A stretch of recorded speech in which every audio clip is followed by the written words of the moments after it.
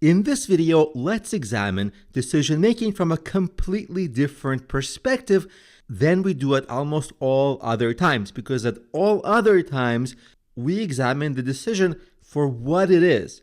But real decision-making happens before you have to make the decision, to the build-up to it, or more specifically, to the options you give yourself, because the options don't arise out of nowhere. If I wanted to be the CEO of Google today, that would be a great decision, but I can't. I don't have that option.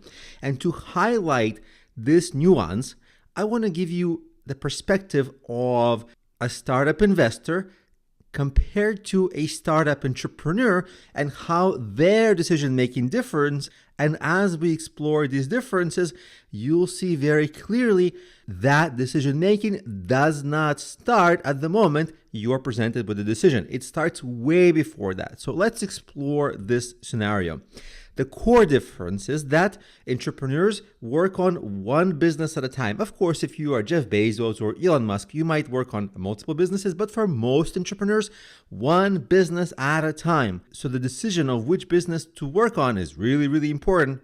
If you make a wrong decision and it doesn't work out, it really sets you back. On the other hand, investors invest in many businesses. Investors have portfolios of investments, whether it's stocks or whether they're venture capitalists, portfolios of investments. They know that most of them, or at least some of them, won't work out. Of course, they want all of them to work out, but that's just not the reality. Both entrepreneurs and investors make wrong decisions, but entrepreneurs can't afford to make as many mistakes. But no one can go into their field thinking, I'm going to make zero mistakes.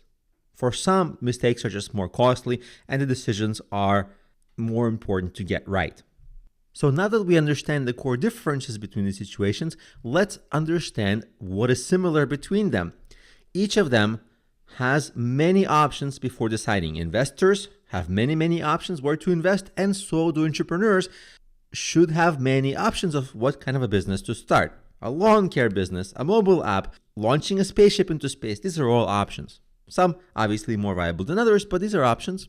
And the problem begins to happen when you have few or mediocre options available to you. If you have few options or many mediocre options, you cannot make an A-level choice, a great choice, if you have only C or B level options available to you.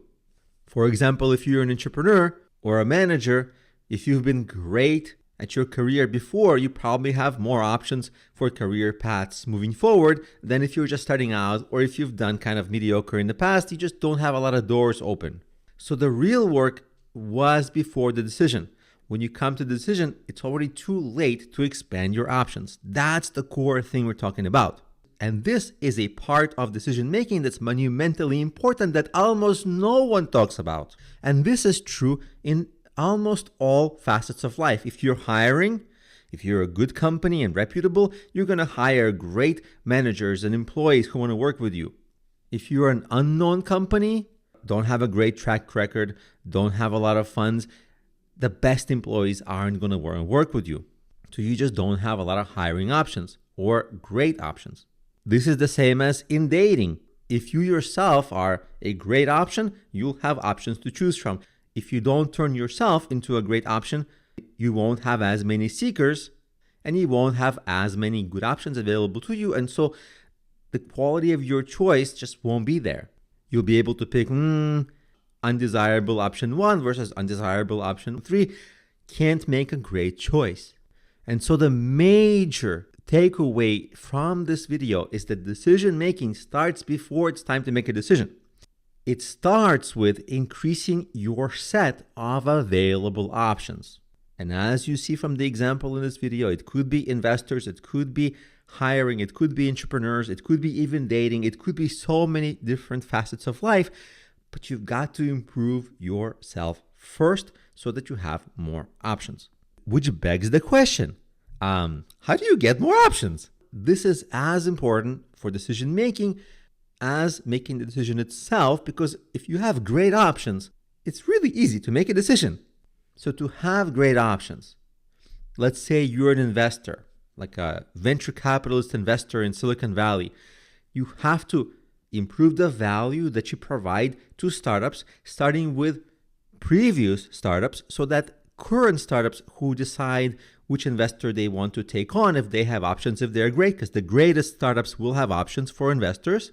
So you have to have a reputation built up that you provide great value in addition to the cash you give.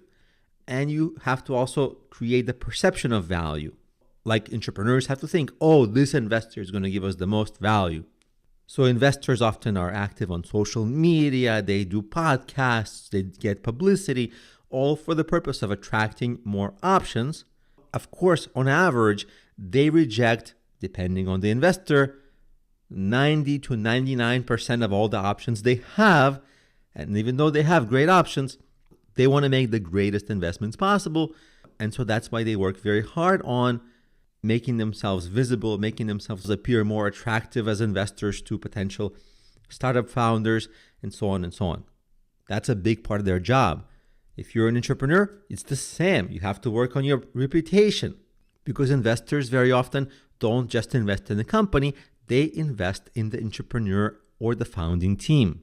And in whatever walk of life you're in, to make yourself a more attractive option, to give yourself more options, you have to conduct more research about the space you're in, have more hands-on practice in the field you're in, get coaching, create a peer network, have in yourself internally less ego and more humility, which positions you in a good mental place to learn more and be more open and do more and be more humble, so that you can make yourself into a stronger professional or individual in whatever field you are in. And when you are stronger and better, and that's recognized, you get more options. You get them directly by people recognizing it, or you just create them, like in terms of creating your own luck. The more you work, the harder you work, the more experience you have, you create more of your own luck, and therefore have more options. And therefore, making good decisions becomes actually trivial, because the real work was getting more options.